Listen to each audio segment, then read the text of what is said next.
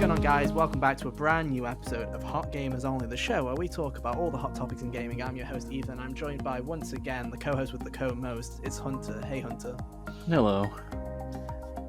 I gave you a different intro this time, dude. Yeah, you didn't ask this time, so... Not gonna let you. How have you been? How's your week been? You been up to much? It's been alright. Finished Xenoblade last weekend, so...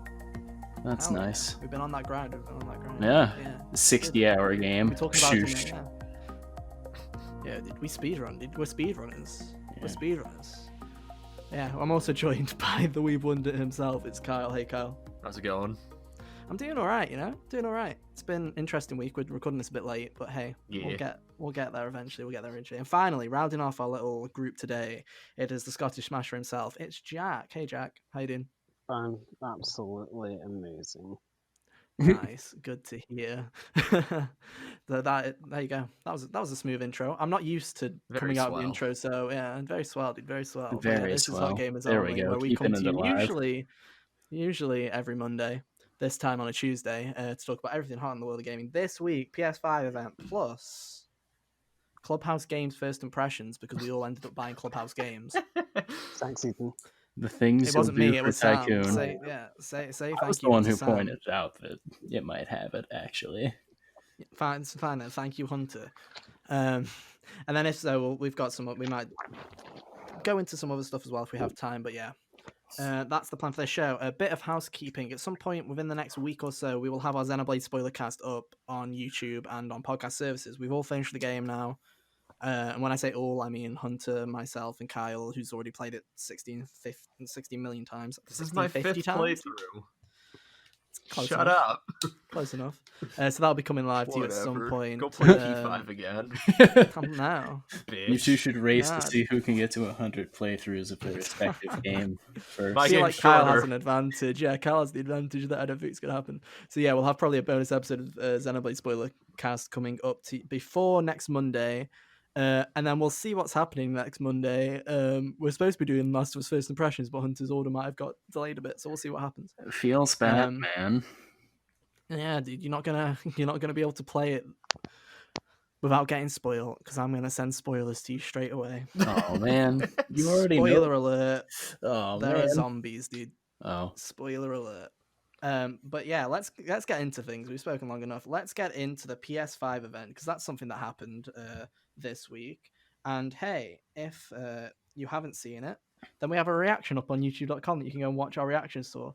Hey. So hey, if you want to see our initial like, oh, I can't believe they did that. I can't believe they announced Bug Snacks. If you want to see our Bug Snacks reaction, it's on youtube.com.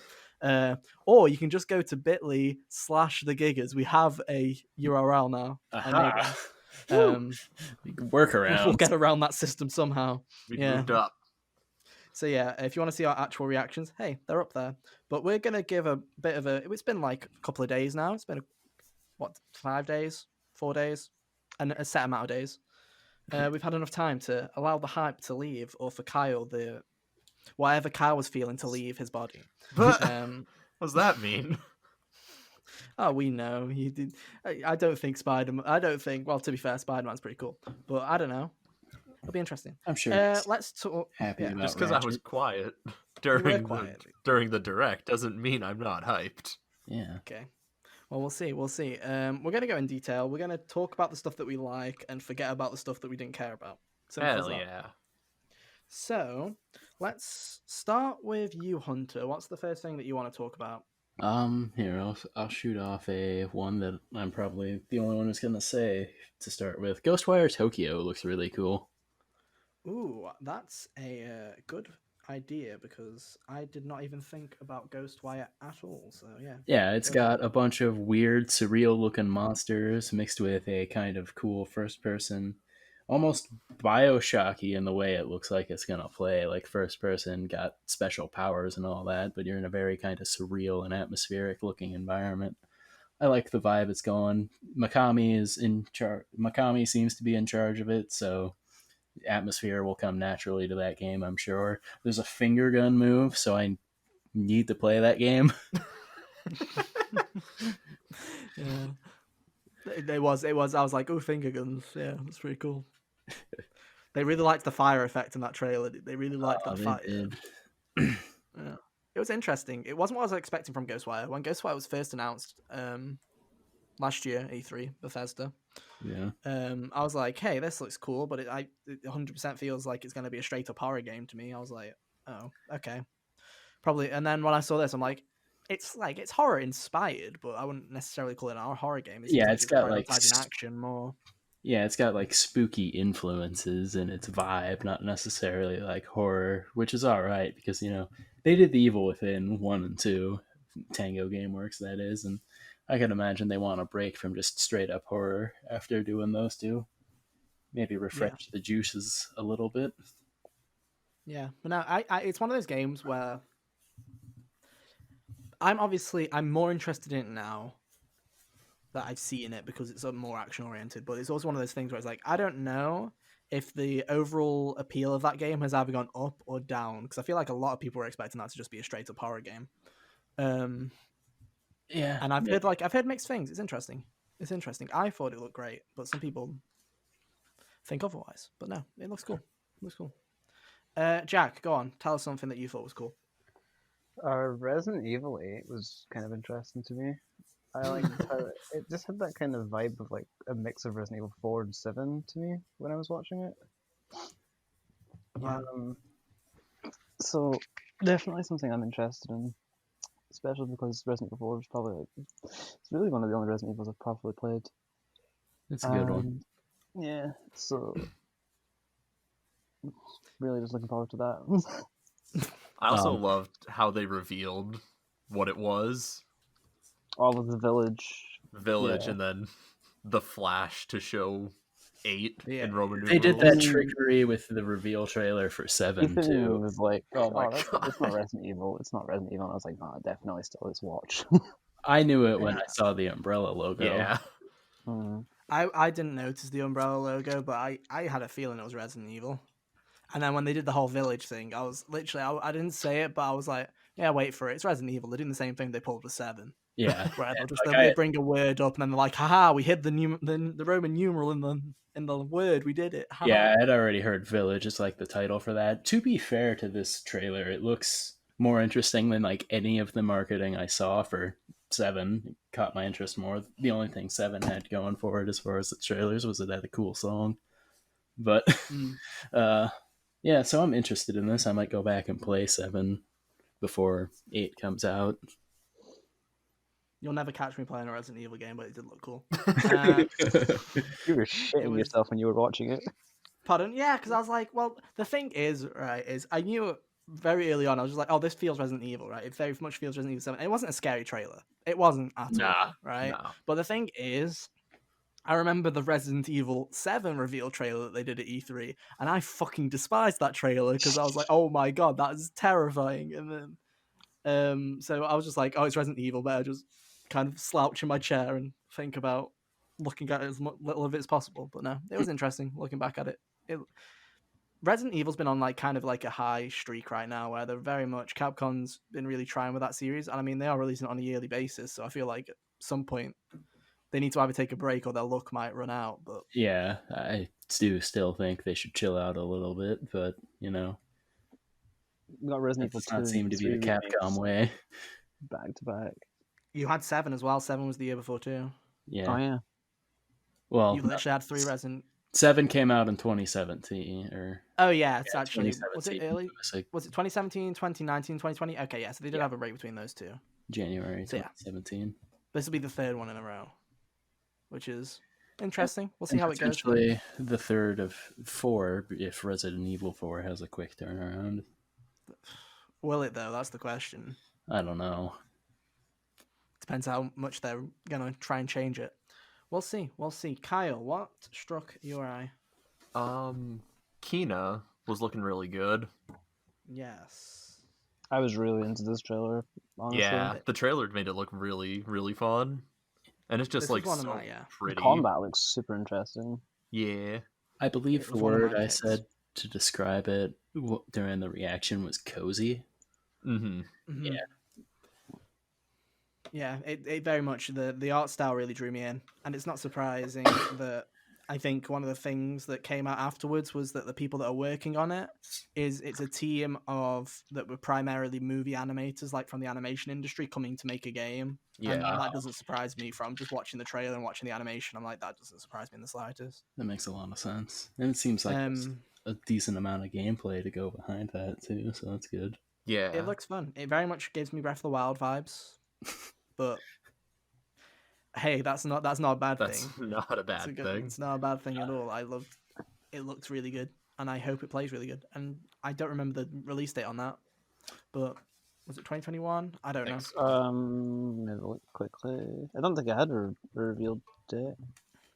Someone fact check me real quick. The trailer doesn't have a revealed date, I'm pretty sure. But no, it looks really interesting, and I'm looking forward to it. It's one of those games where I think what Sony really nailed Holiday this 2020. conference. Oh, is it this year? Nice, dude. It's launch title. Awesome. But no, one of the things that Sony really nailed with this conference, which I said during the reaction, was they did what Xbox didn't, which was give variety. They didn't just do big blockbusters. They showed the little indie games. They showed multiple genres. They didn't just show shooters and horror games. They went, hey, here's some platformers. Here's some indie stuff. Here's some random quirky bug Snax game that we have no freaking clue what that's about. You know, they did a lot of everything shown variety. might not have been for you, but there was probably at least one thing for you at that show. Yeah. They gave you they gave you at least one game to be like, oh, that's why I want to go and get a PS5 at least. Or if you were lucky, multiple. They at least did better than Xbox. Mm-hmm. I mean, Xbox has got their game showcase in July, so we'll see how they do. We'll see. We'll see. Their trailer showcase. I was gonna say before we moved up, actually, a fun fact about that trailer: the same studio that made the Majora's Mask Terrible Fates short film also worked on this game. Yeah, that's really I saw cool. that too. I like that short film. That's pretty cool. So yeah, Kena is definitely one to look out for. One I want to bring you up because we seem to be kind of staying away from the big ones, so I'm going to keep in that spirit.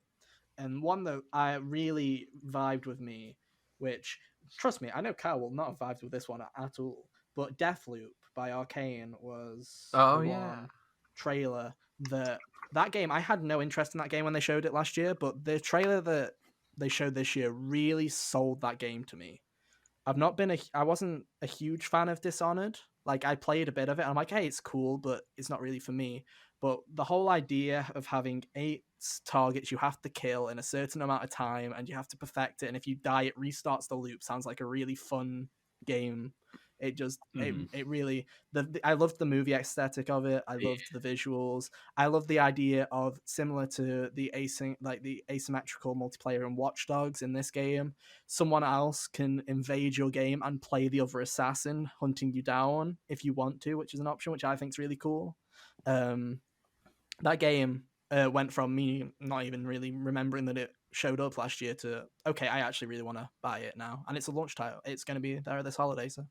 Yeah, I really liked it. That trailer looked really interesting, and what really stuck out to me about it is that this seems like the kind of thing that can only really be done with a game.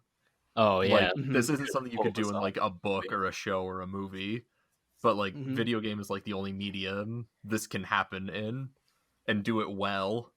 Yeah, I love it. It's really going to be it's going to be a perfectionist game right there. Like, it's going to be cool. Speedruns are going to be crazy. Yeah.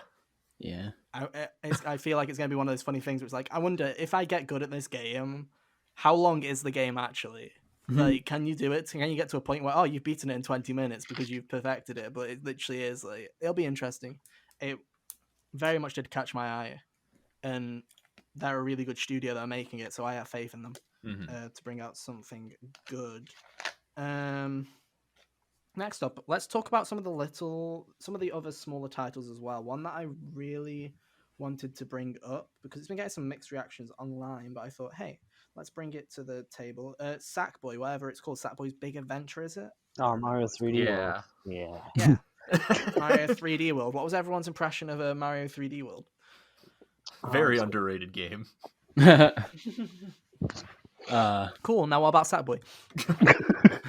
It's going to be underrated. Honestly. It is going to be underrated, but it's, again, looked really fun to me. I don't know why. It caught my eye.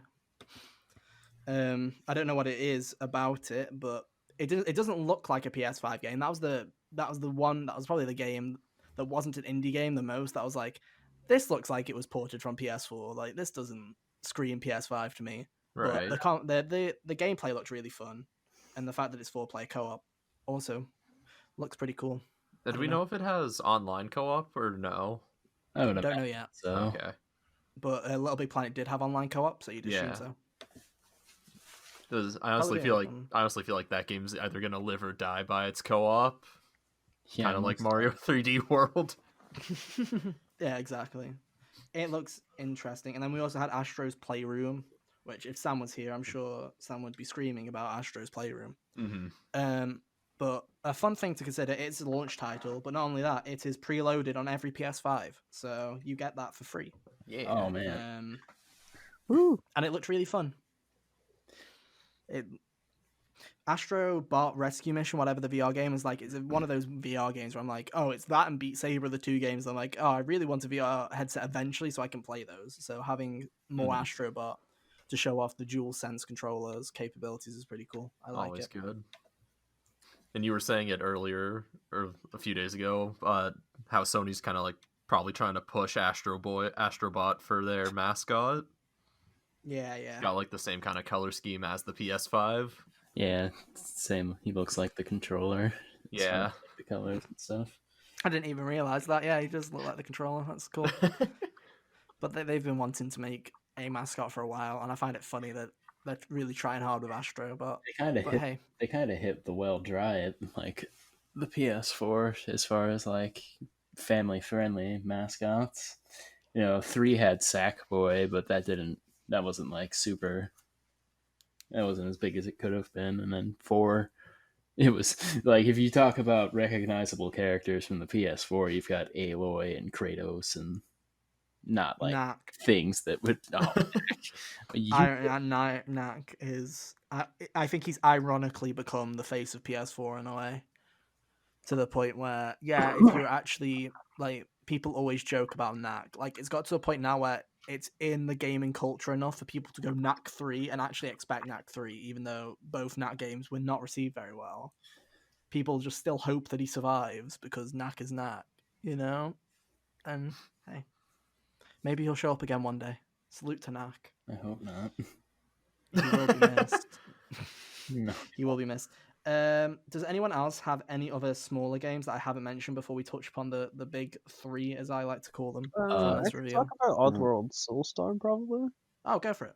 I mean, I've not really played any like the Oddworld games, but from what I've seen, I quite liked what they've shown so far. I thought it was an interesting trailer because you had Lon Lanning come on beforehand, and he started talking before the trailer. He was like talking about like how it's the biggest game we've ever done, and it's gonna be funny and dark. And he's like, and you're gonna have many he basically said, you're gonna laugh all the time when you see things die. And then you watch the trailer, and it's like the biggest high stakes trailer I've ever seen. I'm like, where's the laughing here? It's so like, where am I supposed to laugh? It's mad gruesome. I never played Oddworld, but like from what I observed, it always had this weird sense of like grimy whimsy about it. Like things that would happen were, comedic, but it was also happening in a very dark setting if you take a minute to think about it. Yeah. It's very much dark humor. Yeah. Like, the comedy isn't goofy or fun. It genuinely is just like a load of innocent creatures dying in stupid ways, in a way. But now, Soulstorm's interesting because it's a game that we've known about for it feels like we've known about Soulstorm for ages, and it's still not out. Yeah. And I don't know. It's like one of those games where it's like, I don't even know when it's coming out. It's a console exclusive for PS5 and PS4. I think it's still coming out for PS4 as well. So interesting. I like the thing with Oddworld is I respect Oddworld.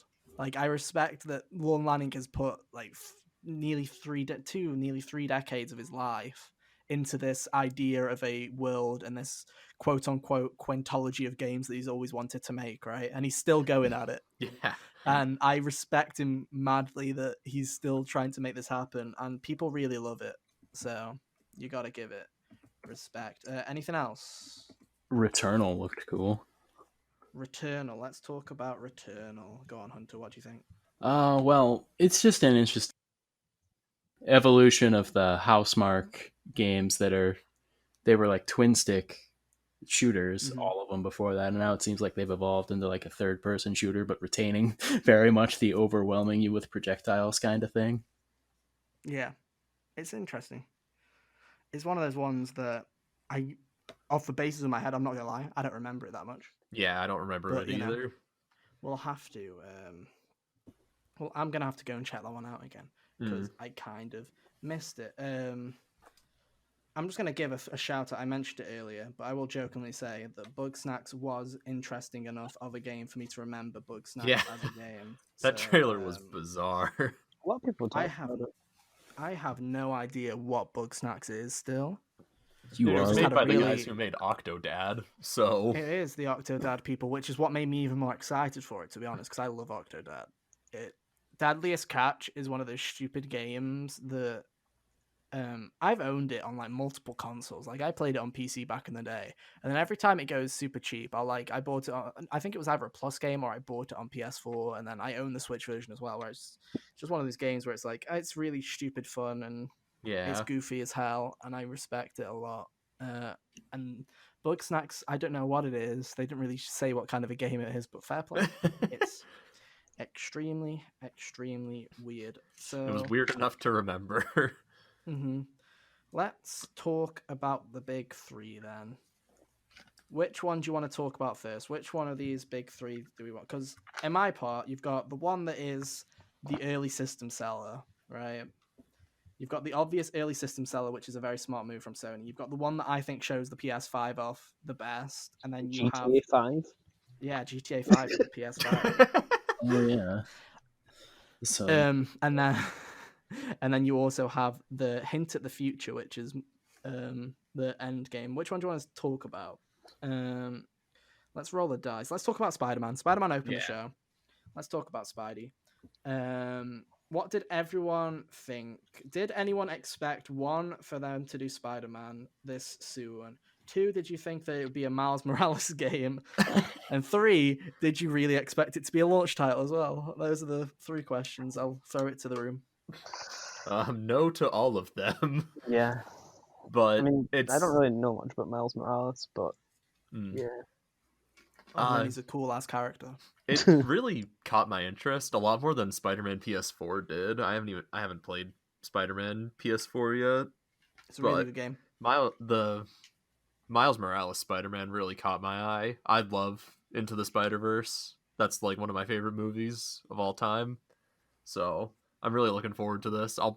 I'm probably definitely gonna check it out. I feel like this is Insomniac. Like Insomniac's kind of hit the mother load here, right? Yeah. Where you had Into the Spider-Verse that made this big explosion of Miles Morales, right? Made him Miles Morales was already a great character before Into the Spider-Verse, right? Don't get me wrong, I love Miles before that, but he really blew up into the public eye with Into the Spider-Verse. He really made a name for himself. Yeah. With that movie. And then Insomniac also had already started setting up Miles as a character in base Spider-Man PS4. In the original game, he's in there. He's already a main character. They'd already been smart enough to plant that seed early. So I feel like this is the perfect storm, and I honestly couldn't think of a better launch title than a Miles Morales Spider-Man game. It just makes perfect sense. It does. I wasn't expecting them to show I figured the most we would get if there was any Spider-Man would be like a splash logo for like 20 seconds, if that. I was not expecting it to be a full trailer, and I was not expecting it to be slated for launch. We should clear some things up because there was some confusion when this was initially announced. It is a full game, and it is a sequel game, but it's not the same. It's more on the lines of Uncharted: The Lost Legacy than a Spider-Man 2. It's like I don't know how to explain it, because the thing with Lost Legacy was that everyone says it's a Lost Legacy kind of game. I'm like, well, Lost Legacy was also an 8-hour Uncharted game, which was like how long the original Uncharted was. So why are we saying it as if it's like... I still think it's going to be a big game, to be honest. Especially because it's the same map. It's New York still. You don't have to change New York. I think what I'm getting out of them saying that is like it'll have the same building blocks as the first one, but aside from Miles being different than Peter, I don't think they're going to do much to like stack on top of that yet, as you would expect a Spider-Man 2 to do. I think the idea is it's going to be the same open world, obviously at Christmas now, not in the summer. And I think it's going to have the same building blocks where they're reusing assets and stuff, but I think it's going to be a standalone length still. I think it's just going to be a working with the old building blocks.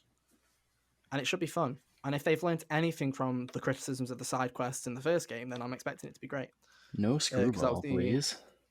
Yeah, that was the only problem about the Spider-Man game, the Spider-Man PS4 game from Insomniac, was the lack of variety in side missions, other than the main story. So yeah, I'm very much looking forward to it. And it turned me being like, oh, I don't know, into it. Oh, okay, I need to buy this console now, like straight away.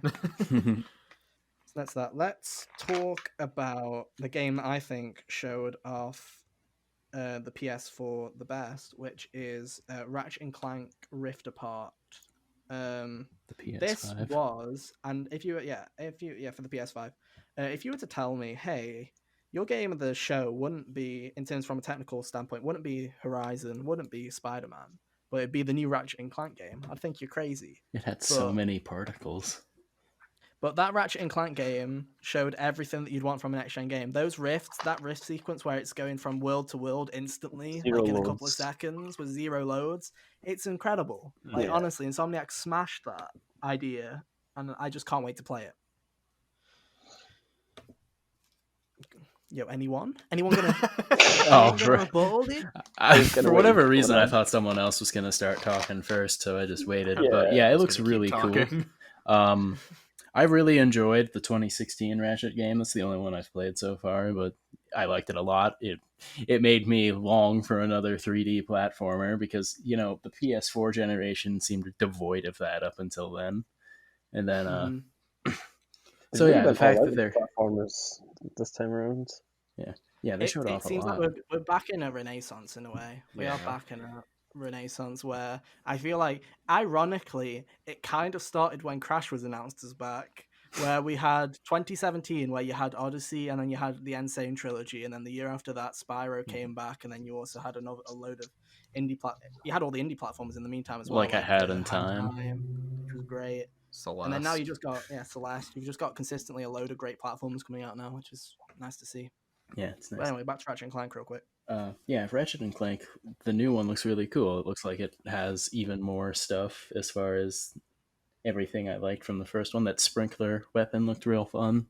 The creativity with the potential for creativity with the rift mechanic is intriguing to me, and I'm sure they will use it amazingly.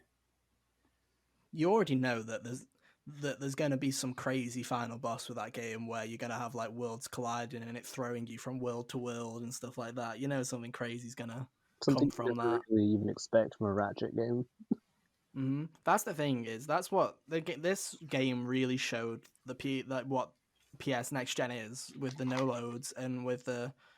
I mean, Insomniac. I said this during the reaction. Insomniac is the best purchase that Sony has ever made, because they were already great when they were second party, but now that they can pour all of the funds into Insomniac and have a Spider-Man team and another team working on Ratchet and Clank, because Insomniac's just a great bunch of developers. Like, honestly, people always praise Naughty Dog, and I like Naughty Dog, but Insomniac is just really great at everything they do as well, and they're really efficient. Unlike Naughty Dog, they're extremely efficient with their time. Where they make a million Insomniac makes so many projects, whereas Naughty Dog's always focused on one internal project. So yeah, it was really nice to see. I really liked Rift Apart, and hopefully we see more. Finally, this is where Hunter can take it, because Hunter is a bigger Horizon fan than me. Let's talk about the final game of the show, which was Horizon Forbidden West, if I remember correctly. That was the name, title. Yeah. They even had a little Roman numeral 2 in the logo. That was a nice touch. Yeah. So go on, Hunter. What did you think of Horizon? A brief glimpse of Horizon 2. It has me intrigued, for sure, honestly. They could have showed me almost anything, and I would have been like, yes, Horizon 2. Thank you. but I like the fact that it's building on like the loose end that was at the end of the first game was like Silence took a hold of the not Hades necessarily, I don't think. I think Hades was destroyed, but the other thing that I can't seem to remember, he like captured it. He took something, yeah. He took something. I can't remember what it was, I need but to play Horizon again, but yeah. he had that. It seems like there is some kind of disease spreading to the actual wildlife now. So that's a good motivation for Aloy to be going off adventuring to find the source of it, since she's like appointed herself as like protector of the universe now, which is fair because she is pretty great at what she does. They are the new machine designs that they showed looked really cool, like the giant snapping turtle thing on the that had like the island on top of its back You was had cool. the turtle, you had the mammoth / elephants, you had the new like more like there was a new design of pterodactyl kind of creature things. Oh yeah, all of that those were are new great. as well. I hope that we see some of the older ones too. Like I would still like to. We've already seen the crocodiles. We've seen the crocodiles are back. I would like Underwater to see. gameplay is cool. I'm looking forward to that. Yeah, that should be interesting. It looked really nice too. I would like to see a Thunderjaw again because those were like the most fun to fight in the first game. But yeah, no, it's cool. We need like Horizon 2 was the safest bet. It was the easiest bet that we could have made, and my God, were we right? The potential for like the fact that it's moving to a new area too means that you can discover more about what happened in that spot now. Like the discovery of the old world can still be there in a way that I didn't even think about when thinking about a Horizon sequel, and how that was a lot of the fun of the first game was, you know, going through and getting the memory spikes and listening to that guy's story or reading that guy's story. So it'll be interesting. We don't know how far away it is. That's the one thing, because they didn't even put a year on it.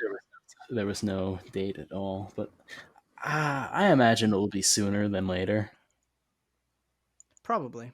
I think all the exclusives that they showed were within the first year of PlayStation 5, is what my They guess showed would be. off the first game in 2015, and it came out in 2017, so I imagine the turnaround will be at most something similar to that. You know, I've just realized we've not mentioned one game, you know, and I feel like we're gonna have to mention it, or else the nerds will kill us. So we're gonna quickly mention it here. That is a Demon's Souls remake. Oh right. Yes, of course. I forgot about it. It looks cool. Thumbs up from me. I'm sure I didn't. The one, you know, messing up your prediction for sure. But should we talk about the predictions that we did? We should probably recount those, because why not? We're at the end. I really didn't have many predictions in the first place anyway. Oh no, but me, Kyle, and Hunter put them all on the line in a podcast, Jack. So now they mean everything. Kyle got 100% of his correct. Shout outs to calling Ratchet. Yeah. Kyle got 100% of his correct because and making he made one prediction. Yeah, he made one smart prediction that I also backed him up on as well. So good job, Kyle. We got that one. Yeah. Everything else, Horizon. Yeah, we got Horizon right. Well done, Hunter. Shake the hands on that one. Resident Evil. Well done, dude. The rest of mine jokes. Like I was completely wrong with all of mine, except for those two. I said that Crash and Call of Duty would be shown. They weren't. I said that Sony Santa Monica would be releasing a new IP. They didn't. I said that Insomniac would be making... when I said Ratchet and Clank, I said Ratchet and Clank, and I said there was no chance that there'd be Spider-Man. It would just be Ratchet and Clank. I was freaking wrong with that one as well. So if we've learned anything, it's that everyone else is better than me at making predictions. So there we go. You know, it's funny. I made a joke about Deep Down being shown off, but instead of that, it was a new Capcom IP that might be a launch game, which is funny. But, you know, maybe we'll see if this one actually sees the light of day. It was cool, but yeah, overall, I guess we should talk finally about the actual design. Okay, here we go. The heated argument with all the gamers right now. The heated argument is what is everyone's opinion on the PlayStation 5 design? I like it. Go on, Jack. What do you like about it? It's kind of like futuristic, like kind of look to it. I don't know. It's really interesting. I kind of like how they've also kind of went and changed the color scheme of like what PlayStations usually are. So like usually it's just a full-on black console, kind of mixing it between a bit of blue and black and white. It's the first console since the PS1 that hasn't been black Yeah. or fully black, should I say? So it's interesting. I also like it. I think it grew on me. At first, I was like, I think with every console, at first I was kind of thrown off by it. I'm like, oh, that looks weird. But the more I look at it, the more I'm like, I kind of dig it. You know, I feel like Sony and Microsoft have gone for the completely opposite of approaches each other this time around. Whereas with the last generation, they both went for the exact same. They were like black boxes. Make them big.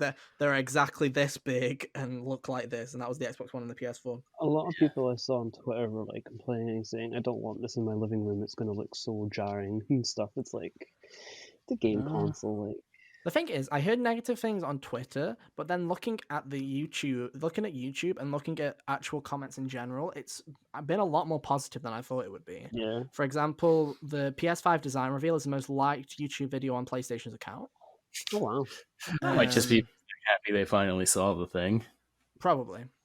But then also, I've seen a couple of websites do polls of, do you like the PlayStation 5 design? And a majority of them are saying yes. So they did something right. People that are poking fun at the design don't actually hate it as well. Oh yeah, like the No. memes are great, and I'd prefer it if it was like straight black instead of white. But the memes alone, they're like shrug of the shoulders, fine. What looks okay. The white has grown on me a lot. It has. Like genuinely. I'm starting to like the white to a point where it's like look super sleek. when I look, I hope they make an evil color scheme later, like black and red. That'd look cool. Like because it looks like Alice color scheme. Yeah, because it looks like the stereotypical sterile white futuristic sci-fi kind of. Yeah. Just like you could have cut it off of the in the future. Mm-hmm. And so like the opposite of that would be like black with like red accenting and stuff. That would just be kind of funny if they had one like that. I feel like the potential for special edition consoles with the PS5 is pretty great, to be honest. Honestly, yeah. Like with the PS4, I like the PS4's design. Don't get me wrong. Especially the Slim's design, and the Pro is also alright, I guess. But the special editions, I have one of the special editions. I have the Spider-Man special edition. It is just a red console with a Spider-Man with the Spider-Man logo on it, which is cool. But I feel like there's some real cool things you can do. You can have the custom lighting. You can have the lights be completely different. You can have the color, the different tones and everything. I think it'd be really interesting. Because it looks like it's supposed to like stand vertically, right? Even though you can put it on its side, they could have more potential to like design both sides of it too. I've already seen some cool ones. Like I've seen a Miles Morales design, which is pretty cool, and I can think of the potential. It's like you can just imagine them doing something like a weird, like for example with Death Stranding, you can imagine the orange lights and the weird stuff that they do with that. Or if it was God of War, they could literally make that thing look like a Nordic like kind of like stone like tablet or something, and make it like really cool with like shining light. There's a lot of potential for the console design. I think that now that we, oh my god, sorry. You okay, Jack? You okay, dude? As I say, I think that we've actually seen the console as well. I think it also kind of like looking at the controller like together with it kind of makes the controller like a lot more appealing. I said this when they announced the DualSense for the first time, and people were like, I don't know. I was like, you can tell from the design that this was meant to go with the console. Wait till you've seen both of them together, because they probably match, and they do. Yeah. And I loved, to be fair, I always loved the DualSense design. As soon as they went for the two-tone, and people keep showing the photoshops of, oh, this is what it looks like when it's all black. I'm like, it's not as cool to me though. Like I can see they've done the two-tone. I don't think they'll ever do like a straight only black console. I feel like you'll get two-tone still. If anything, they'll invert it and have the black on the outside and the white on the inside. I don't see them doing man. I would love an Oreo. Yeah, like an Oreo, exactly. I don't ever see them doing like the monotype unless it's a special edition or something like that. But And then the pro No, I version think could it was be a great. double stuff. The double stuff. Exactly. Oh god, can you imagine what literally the pro design was genuinely just another PS4 on top of the PS4. I can't wait to see how they manage to do another PS5 on top of the PS5 for the PS5 Pro. It's gonna be so chunky. God, can you imagine it? It genuinely is. They are chunky consoles. The PlayStation 5's massive, and the Xbox Series X is a genuine tower. So Yep. it's like, who will win? Console wars. They both look fine. I don't think that it's all about the games. We'll see what happens. So that is all of our PlayStation stuff out of the way. Let's finally, Jack, you can finally talk a bit because we're going to talk about Clubhouse Games. Clubhouse Games time, everyone. So yeah, we all bought Clubhouse Games. We're suckers for Tycoon. Yeah. I love it now. And the piano's the best. Except So let's talk about Clubhouse Games. There's 51 games on it. It's this game that Nintendo decided to release, and everyone just looked at it and went, "Ha, that's cute," but no one's gonna buy it. And then everyone's just ended up buying it anyway because there's nothing out. So, what's everyone's general opinions of Clubhouse Games?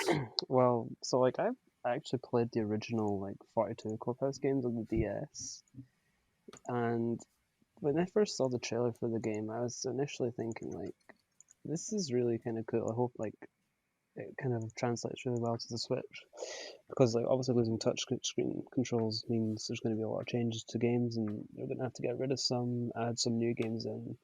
And overall, I think they did good with picking the games that they did for the game overall.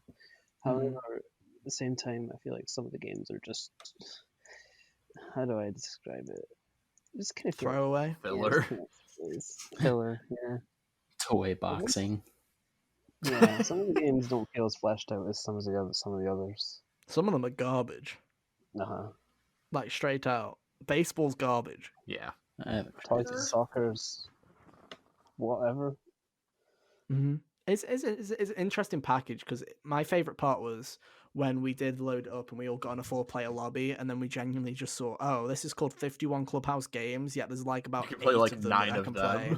Yeah, With 4 So it's people. and half of them are card games. Honestly. In fact, a majority of them are card games. Not a DS bad did thing, that though. as well, which is also another really surprising thing. The DS, it's like you could play 4-player bowling online, you could play 4-player darts online. For some reason, you can't do that. I don't get why there's no 4-player darts and bowling. That's Yeah. bonkers to me. Because it's not like you're playing cooperative 301 or whatever. You're playing against each other, so why can't you add another 2 people in on the Right. mix? Mhm. It's kind of crazy. Maybe so someday. let's talk about the highlights. What are your favorite games? Let's start with Hunter. Go on, Hunter. What's your favorite game?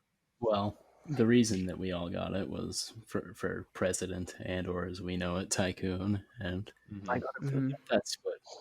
that's what I've been enjoying the most.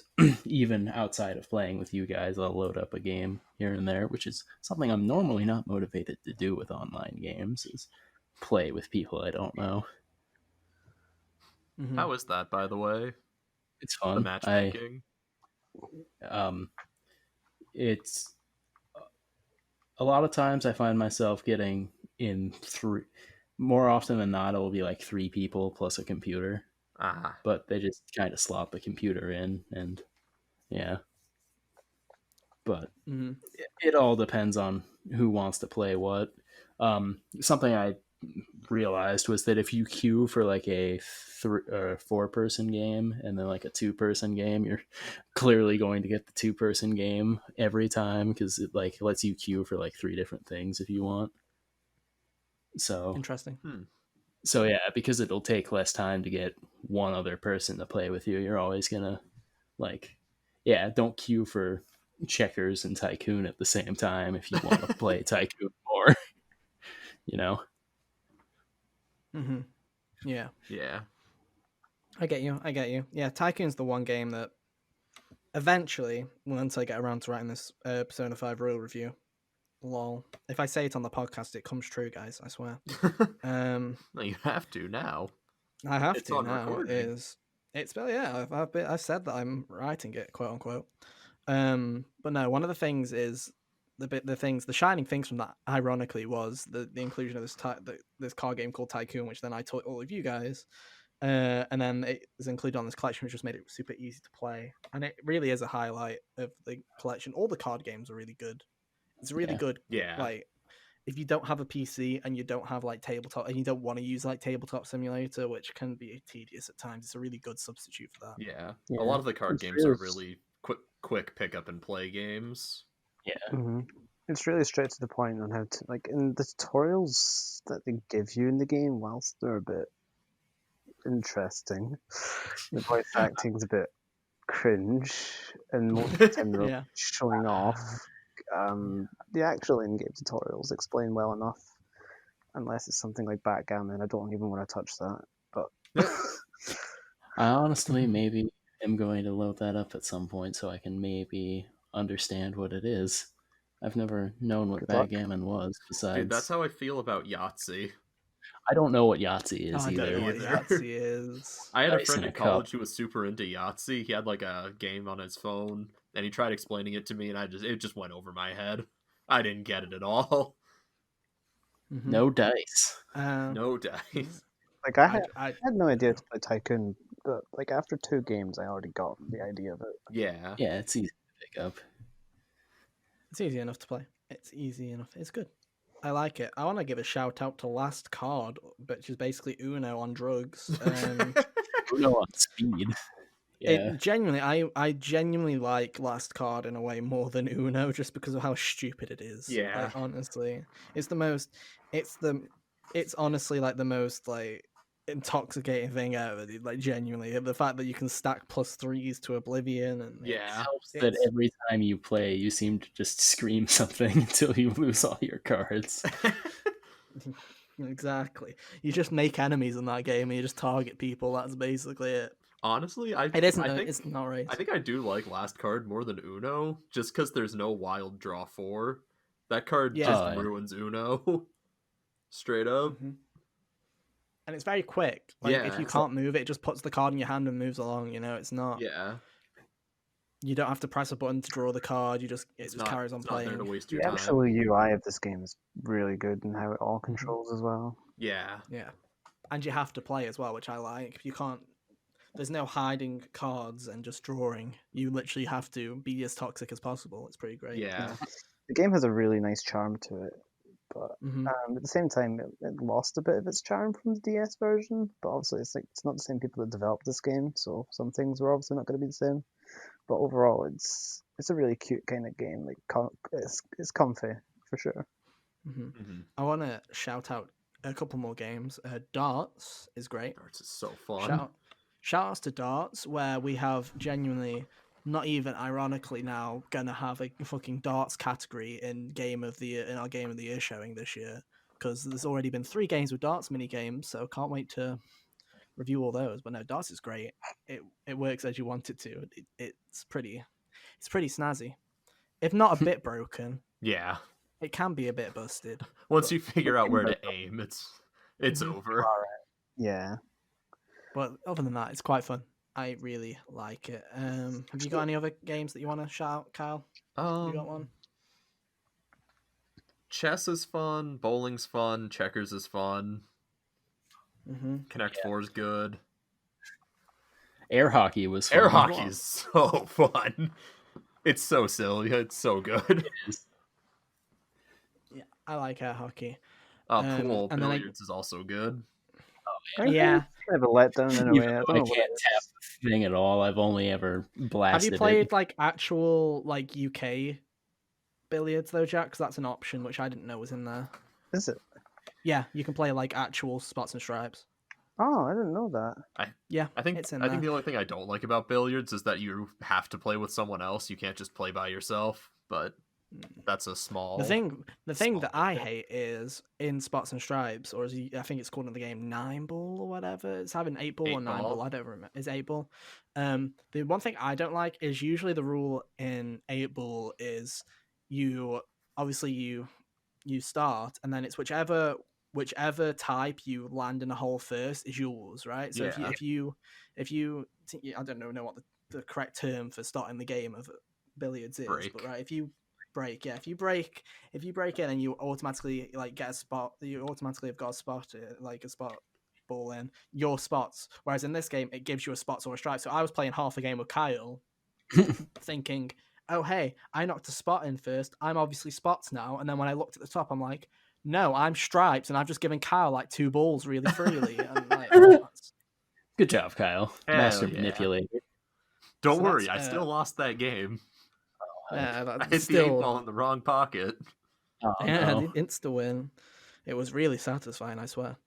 And then I say that's fun. And I guess one game that we've been playing way too much of, which we should God. probably talk about, is this little game called Ludo, which is I will That game not back destroys down from this. The most friendships. toxic game I have ever played in my life. It's worse than Mario Party.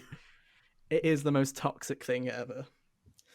Like, oh, whoever decided to include that knew what they were doing. They Like, did. honestly, it's the most toxic thing ever.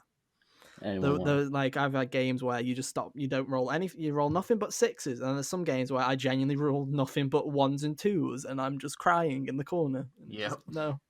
Ludo, since it's a more niche term for like Parcheesi or sorry, as some people may know it, the idea is going around the board with your 4 pieces, and you need like specific requisites to be able to exit after your first piece. Yeah. Yeah, you have to roll a 6 to exit to move another piece, and then you also need to specifically land in the safe spots to get them in the safe Once spot. you get all 4 pieces in, you win.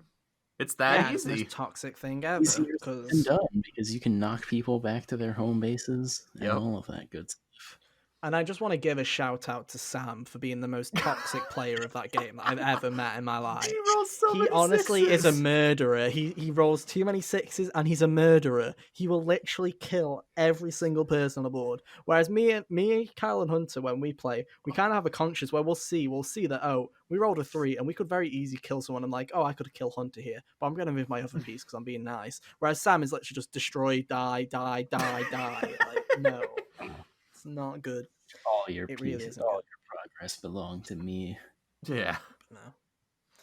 Yeah, there's some fun games in 51 Clubhouse. It's It pretty. is. If you have a group of friends, it's worth the money. Yeah. Honestly, It looks like a silly like throwaway shovelware game, but honestly, it's a lot better than I thought it was gonna be. it's well made, and its servers are the best thing on the Switch. Yeah, the servers They're are the most super competent solid. Nintendo servers that I've ever experienced, which is saying something. And it makes me sad because it's for Clubhouse Games of all things. Yeah. But you know, it's good, and you guys should go and play it. Not sponsored. Why not? Not sponsored, but hey, Nintendo, hit us up. Poker. I'll take free. I Great. wish. What was that, Jack? Oh, poker. No, poker's awful. Don't play Oh poker. yeah, poker sucks. Blackjack was fun though. I can talk about poker and blackjack like very briefly, but all I'll say is I really hate in blackjack that if you run out of money, you can still play. That is so stupid. That's so great, you mean. It makes playing No. it more fun. It turned what was a civilized game into just me and Kyle jokingly betting 100 every time, going, "There's nothing we can lose." I Like- figured out that you can double down. Oh, and then you can double down. Oh, it's great. It's broken, but it's great. And then poker's not fun Poker because you have sucks. to think. Yeah, not about that. It's No, it's Texas Hold'em. It's slow. It's slow and there's no stakes. That's the thing. Yeah. Is the thing that usually makes poker fun is there's stakes to it. That's why it's a slow and it's a really thinking game. Because like, oh, there's actual stakes here. When it's just imaginary tokens, it's not that. You just kind of want to go all in and see what happens every time because you don't really care. Like But I no. would enjoy the versions of poker where you get your hand and you can like exchange your cards rather than get 2 cards and see what comes up in the middle of the board. Well, that's just Texas Hold'em, though, isn't it? Yeah. I'm trying to think if I forgot any other games from the collection. There's that weird puzzle game Which one? that me and Jack played once, like the orb color one. I still don't get Oh. how that works. It's actually really interesting now that I've seen a bit more gameplay of it. Mm. But you can like make certain shapes which basically is what like. So I accidentally made like a hexagon or some shit, and it caused Ethan to just die. It genuinely did. Like we were playing like really well. We were playing for ages, and we're like, this game's never gonna end. Then all of a sudden, Jack just did a thing that instantly like killed me, and I'm like, okay, cool. That's how that works. It's also really aesthetically like nice. It's like With the water and everything. Yeah, Oh, the that games kinda all like look the really nice. what's the Tetris look. game that they released that had like all the Tetris Effect. yeah, it's kind of got that kind of vibe to it. It does have a budget Tetris Effect kind of look to it, actually, now that you think about it. Yeah, it looks good. Very good. But no, 51 Clubhouse Games. And yeah, Recommended. Go buy it. Unless you don't have friends, Yeah, then maybe if you don't not. have friends, don't get it. But if you can get like 4 people together, go for it. Or 5, and then just have one person have to sit out every time like we do. it's perfect in case another lockdown happens as well. Yeah, it is. Yeah. If there's a second lockdown, you know what game to pick up. Everyone's going to start hoarding Ring Fit Adventure again if there's a second lockdown. Dude. Like, genuinely. That was like I honestly believe after the lockdown now that if we ever go into like a post-apocalypse, that we'll be paying for stuff with Ring Fit Adventure. That's genuinely how I feel we'll be paying for stuff in the In-game future. Clubhouse poker chips. That game just, oh god, Ring Fit just disappeared off the face of the earth for like 3 months. Everyone just bought it because they were like, oh, I don't want to be fat. Quickly, let's make Nintendo. Make me do exercise. It's great. But no, I think other than that, I think that's everything that we wanted to talk about this week. I think so. I think we've covered it all. Yeah. Because we can cover some others. We can cover the other topics next time. But yeah, this has been Hot Games Only, where every Monday, not this week, but usually every Monday we come together to talk about everything in the world of video games. You can find us on podcast services around the globe and everywhere else as well, YouTube and SoundCloud. Shout out to the SoundCloud people that last week came in droves to the fucking podcast. Really appreciate that, coming out of nowhere, out of hiding. It was great. We somehow got like 75 listens on the SoundCloud episode alone last week when we've never really had that. So thank you. It's much appreciated. You can also find us on podcast services and give us a rating if you do listen on podcast services. Did you know that 60% of our audience listens on iTunes? Oh. Still, I don't see 60. Yeah, still, dude, still. We have a. It's probably our biggest platform, and I know some of you haven't reviewed, so you better do it. I'd appreciate it. 5 stars, remember. 1-star reviews go to the YouTube comments. Thank you. Other than that, that's about it. Hunter, where can people find you? YouTube.com/ReaperHunter23. Awesome. And Kyle? you can find me on Twitter at KDavisSRL or on twitch.tv/KDavisSRL. And finally, Jack, where can people find you? Twitter.com/Jacobine1996 or twitch.tv/Jacobine. Yeah, thank you. You can find me somewhere. Twitter.com/WhatJames_. Keep up to date on videos, Lamau. We have got some videos in the works for the Gigas channel, and we've also got spoiler cast coming up next week. So there's some stuff coming. So make sure you hit subscribe. Go to bit.ly/, bit.ly/the-gigas, and it will take you straight to our YouTube channel where you can subscribe. Please subscribe. So we can get really appreciate it. Yeah, so we can get a custom YouTube link and not have to use bit.ly. Thank you. Really appreciate it.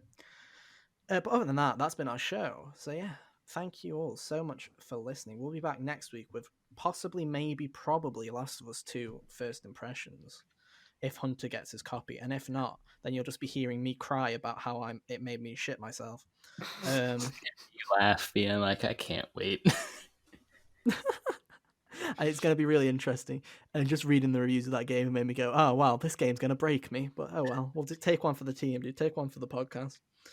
And then after that, we're going to have a load of topic episodes because games stop existing again for a couple of weeks. So Yeah. Right up until Tsushima. Shame, until Ghost of Tsushima comes out, and then we can all be samurai together. You know, at least great. after that, we've only had another gap until it seems like things for the PS5 and stuff come out. Oh, yeah, and then that's when our wallets start crying. That's great. I can't wait for that. But until then, that's been our show. Thank you ever so much for listening. We'll be back next week, probably on a Monday, for some more Hot Games Only. But until then, we'll see you next time. Bye. Stay beautiful. Toodaloo. Stay beautiful. Love it.